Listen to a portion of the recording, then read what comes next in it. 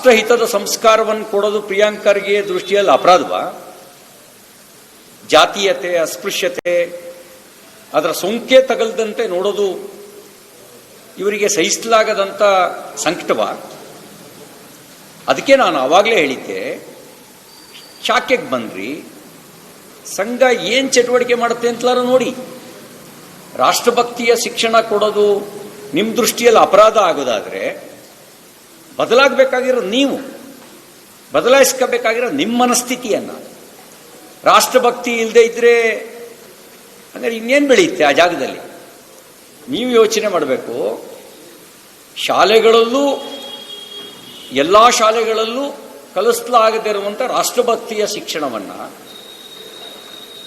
ಸಂಘ ನಿಶುಲ್ಕವಾಗಿ ಕೊಡುತ್ತೆ ಅನ್ನೋದು ಯಾರಿಗೆ ದೇಶಭಕ್ತಿ ಇರುತ್ತೋ ಅವರಿಗೆ ಅದೊಂದು ಹೆಮ್ಮೆ ಪಡುವ ಸಂಗತಿ.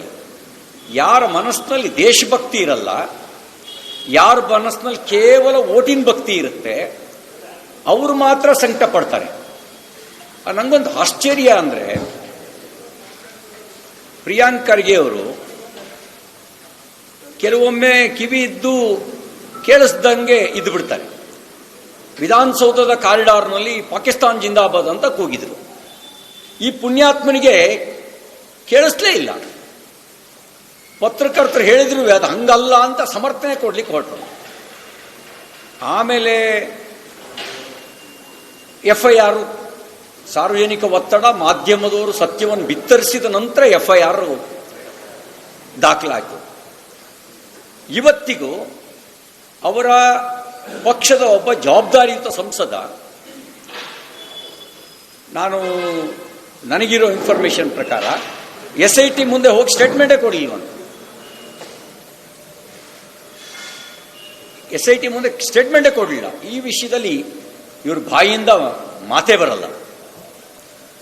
ಕೆಲವೊಮ್ಮೆ ಕಣ್ಣಿದ್ದು ದೃಷ್ಟಿಹೀನರಂತೆ, ಕಿವಿ ಇದ್ದು ಕೇಳಿಸಲಾರದವರಂತೆ ಇರುವ ಜಾಣ್ಮೆ ಪ್ರಿಯಾಂಕ್ ಖರ್ಗೆ ಅವರಿಗಿದೆ. ಆದರೆ ದೇಶಭಕ್ತಿಯ ಶಿಕ್ಷಣ ಕೊಡುವಂಥ ರಾಷ್ಟ್ರೀಯ ಸ್ವಯಂ ಸೇವಕ ಸಂಘದ ಬಗ್ಗೆ ಹೊಟ್ಟೆ ಒಳಗೆ ಯಾಕಿಷ್ಟೊಂದು ದ್ವೇಷ? ಒಂದು ಮಾತು ಹೇಳಕ್ಕೆ ಬಯಸ್ತೇನೆ. ಇದೇ ರೀತಿಯ ನಕಾರಾತ್ಮಕ ಧೋರಣೆಯನ್ನು ಹೊಂದಿದ್ದ ನಮ್ಮ ದೇಶದ ಒಬ್ಬರು ಪ್ರಧಾನಮಂತ್ರಿ ತನ್ನ ಜೀವನದ ಕೊನೆ ಕಾಲದಲ್ಲಿ ಇದೇ ರಾಷ್ಟ್ರೀಯ ಸ್ವಯಂ ಸೇವಕ ಸಂಘಕ್ಕೆ ಗಣರಾಜ್ಯೋತ್ಸವದ ಪೆರೇಡ್ನಲ್ಲಿ ಭಾಗವಹಿಸೋದಕ್ಕೆ ಅವಕಾಶ ಕೊಟ್ಟು ತಾನು ಬದಲಾದರು. ಇನ್ನೊಬ್ಬರು ಗಾಂಧಿ ಹತ್ಯೆ ಆರೋಪದ ಮೇಲೆ ರಾಷ್ಟ್ರೀಯ ಸ್ವಯಂ ಸೇವಕ ಸಂಘದ ಸ್ವಯಂ ಸೇವಕರ ಮನೆಗೆ ಬೆಂಕಿ ಇಡಲಿಕ್ಕೆ ಬಂದವರು ಒಬ್ಬ ನಾಯಕರು ತಾನು ತನ್ನ ಜೀವಿತಾವಧಿಯಲ್ಲೇ ತನ್ನ ಧೋರಣೆಯನ್ನು ಬದಲಾಯಿಸಿಕೊಂಡು ರಾಷ್ಟ್ರೀಯ ಸ್ವಯಂ ಸೇವಕ ಸಂಘದ ಕಾರ್ಯಕ್ರಮಕ್ಕೆ ಬಂದು ರಾಷ್ಟ್ರೀಯ ಸ್ವಯಂ ಸೇವಕ ಸಂಘವನ್ನು ಹಾಡಿ ಹೋಗಲಿದ್ರು. ಇನ್ನು ಕೆಲವರು ಹೊಟ್ಟೆ ಒಳಗಡೆನೆ ಈ ದ್ವೇಷವನ್ನು ಇಟ್ಕೊಂಡು ಹೊಟ್ಟೆ ಹುಣ್ಣಿನಿಂದಾಗಿ ಜಗತ್ತಿನಿಂದಲೇ ಕಣ್ಮರೆಯಾದರು. ನಿಮ್ದು ಯಾವ ಪಾಡಾಗತ್ತೋ ನೋಡೋಣ. ನೀವು ನಿಜವಾಗಲೂ ದೇಶಭಕ್ತರಾದರೆ ದೇಶಭಕ್ತಿಯ ವಿಚಾರವನ್ನು ಬಿತ್ತುವ ಯಾವ ಸಂಘಟನೆಯನ್ನು ದ್ವೇಷ ಮಾಡಲ್ಲ. ನೀವು ದ್ವೇಷ ಮಾಡಬೇಕಾಗಿರೋದು ಈ ನೆಲದ ಅನ್ನ ತಿಂದು ನೆಲಕ್ಕೆ ದ್ರೋಹ ಬಗೆತಕ್ಕಂಥ ಸಂಘಟನೆಗಳು ಮತ್ತು ವ್ಯಕ್ತಿಗಳನ್ನು ದ್ವೇಷ ಮಾಡಬೇಕು. ಸಂಘ ಆ ಕೆಲಸನ ಯಾವತ್ತೂ ಮಾಡಿಲ್ಲ. ಮತ್ತೆ ಸಂಘ 3 ಬಾರಿ ಬ್ಯಾನ್ ಮಾಡಿದ್ರು. 48ರಲ್ಲಿ ಬ್ಯಾನ್ ಮಾಡಿದ್ರು, 75ರಲ್ಲಿ ಬ್ಯಾನ್ ಮಾಡಿದ್ರು, 92ರಲ್ಲಿ ಬ್ಯಾನ್ ಮಾಡಿದ್ರು.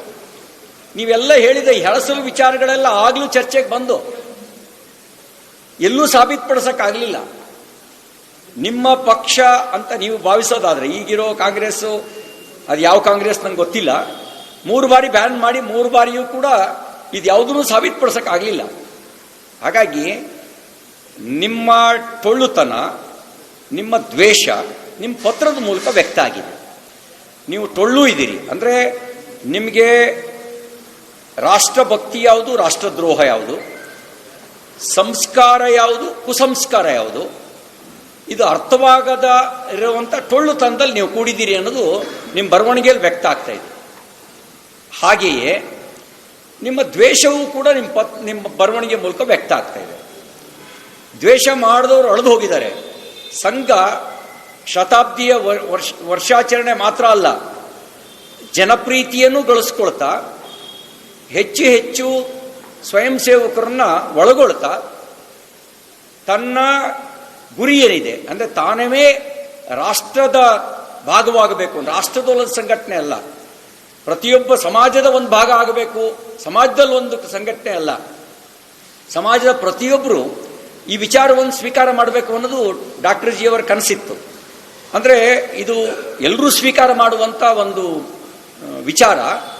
ಎಲ್ಲರೂ ರಾಷ್ಟ್ರಭಕ್ತಿಯನ್ನು ಒಳಗೊಳ್ಳಬೇಕು, ಮುಂದೊಂದು ದಿನ ಸಮರಸ ಆಗಿಬಿಡಬೇಕು ಸಂಘ ಅನ್ನೋದು ಅವ್ರ ವಿಚಾರ ಇತ್ತು. ಸಂಘದ ವಿಚಾರ ಬೇರೆ, ಸಮಾಜದ ವಿಚಾರ ಬೇರೆ ಇರಬಾರ್ದು ಅಂತ.